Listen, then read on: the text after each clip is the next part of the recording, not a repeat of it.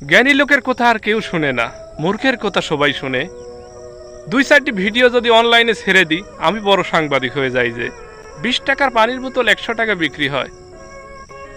এফার tower, Churihatta, ওই Rana plaza, এর কথা সবারই মনে আছে।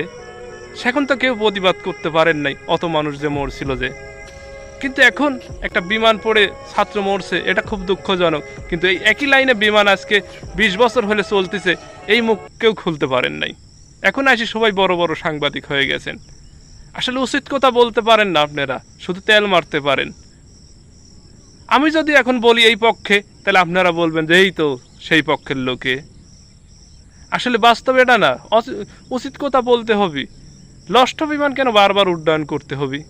কিন্তু দীর্ঘ 20 বছর হলে বিমানটা কিনা হয়েছে চীনের থেকে, এই পুরাতন বিমানই। এটার কথা তো কেউ বলতে পারতেছেন না। ওই এভার টাওয়ারে, ওই চুরিহাট্টাতে শয়ে শয়ে লোক মরছিল, কেউ সেটা প্রশ্ন তুলতে পারেন নাই। কিন্তু আজকে অধিকার পাইছেন, তুলতেছেন। আমি পাইছি, অনেকে পাইছে, সবাই পাইছে।